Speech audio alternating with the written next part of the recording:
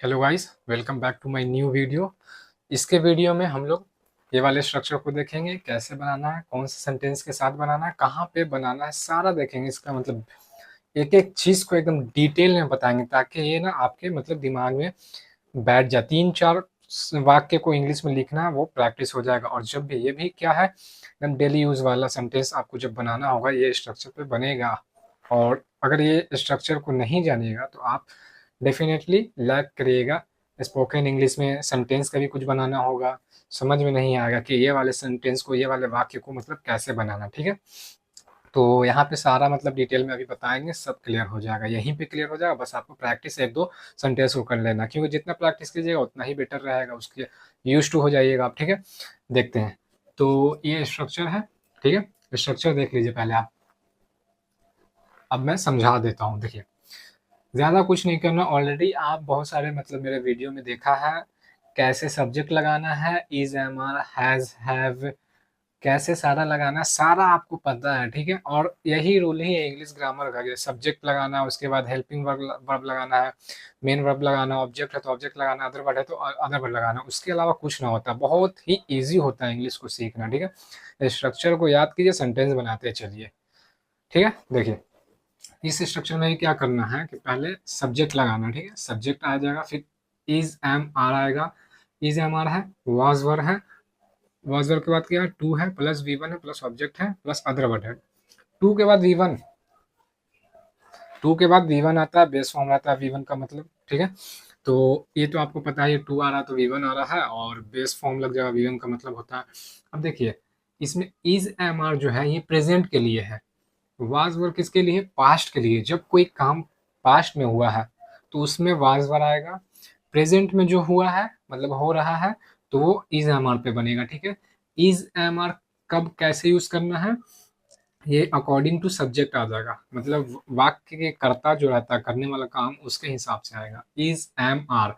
वही सेम चीज है, वाज वर भी सब्जेक्ट के ही अकॉर्डिंग आएगा, ये पास्ट में आएगा, ये प्रेजेंट में आएगा। ठीक है, तो वाक्य में पहले आपको सब्जेक्ट देखना है। सब्जेक्ट मिल गया, सब्जेक्ट अगर सिंगुलर है, प्लूरल है, दो तरह का सब्जेक्ट होता है, सिंगुलर है, प्लूरल है।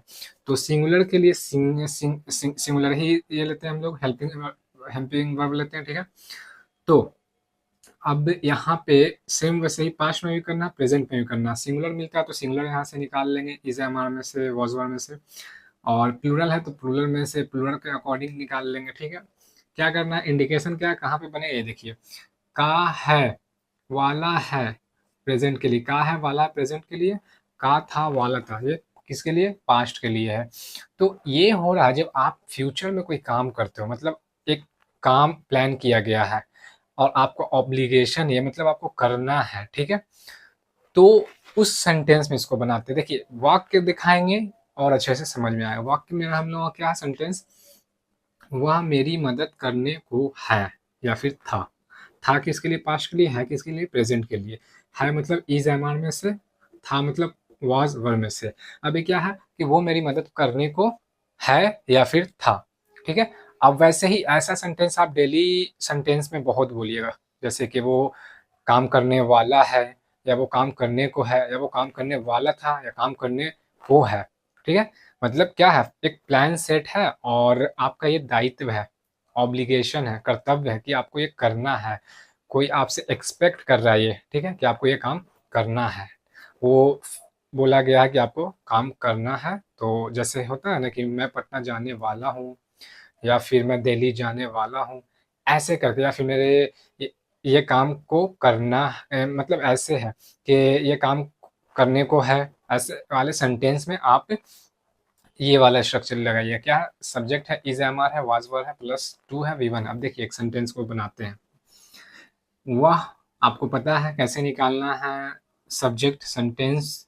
वाक्य में देखेंगे कर्ता कौन सा, कर्ता मीन्स जो काम को कर रहा होता है। अब यहाँ पे क्या है, वह मेरी मदद करने को है। ठीक है, को है आ गया मतलब इज, एम, आर पे बनेगा। ठीक है, को है आया मतलब इज, एम, आर, प्रेजेंट है तो इज, एम, आर आ जाएगा। पास्ट था रहेगा, काम मदद करने को था रहेगा तो वाज वर आ जाएगा। ठीक है, तो अब किसी के द्वारा मदद होगा। ठीक है, कोई होगा वहां पे जो मदद करेगा। ठीक है, तो वो करने वाले को जो मदद कर रहा होगा उसको हम लोग हिंदी में कर्ता, इंग्लिश में सब्जेक्ट बोलेंगे। ठीक है, तो यहाँ पे वह के द्वारा काम हो रहा, वह मेरी मदद करने को, मतलब वो जो है वो मेरी मदद करने को है, ऐसे एक सेंस बनाते हैं वो।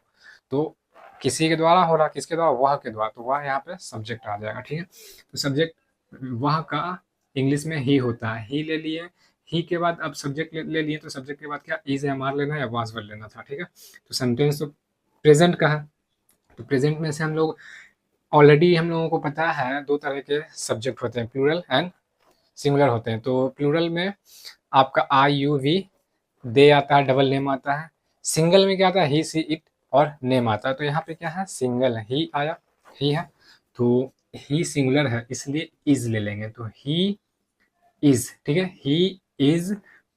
इसके बाद क्या लगाना है, टू लगाना था, यहाँ पे से तो मिल गया, तो इज लेने के बाद टू लगाना था, तो ही इज टू V1 बोल रहा है, वर्ब बोल रहा है, तो वर्ब यहाँ पे मदद करना कोई एक एक्शन है, वर्ब है, तो he is to help me, ठीक है, he is to help me. अब वही इसको वाज कर दिया था के लिए, ठीक है, अगर वो मदद करने को था ऐसा रहता, पास्ट में रहता, तो वाज आ जाएगा, ही वाज। वाज क्या है, सिंगुलर के साथ यूज होता है, ठीक है।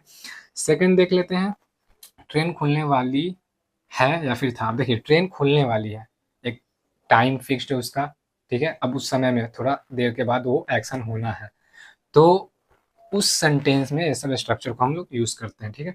तो अब इसको बनाते हैं, क्या खुलने वाला है, जो भी है चलेगा खुलेगा, तो वो क्या है, ट्रेन है, तो ट्रेन यहाँ पे सब्जेक्ट आ जाएगा। द ट्रेन, क्योंकि ट्रेन के द्वारा कोई एक्शन हुआ, क्या, चलने का, वहां से खुलने का, जाने का, ठीक है। द ट्रेन क्या है, प्रेजेंट में है, तो इज। अब द ट्रेन सिर्फ एक नाम का बात हो रहा, तो ये भी सिंगुलर है, the train is to depart, okay, ठीक है। पास्ट में रहेगा, वाज था आ जाएगा, यही सेंटेंस है। इसी सेंटेंस को आप तो बनाइएगा, बहुत सारा सेंटेंस इससे बनेगा। अब देखिए वाज वर था, मतलब वाज वर लगता है पास्ट के लिए, पास्ट के लिए लगता है मतलब भूतकाल। इज हमारा प्रेजेंट वर्तमान काल के लिए लगता है, ठीक है, क्लियर है।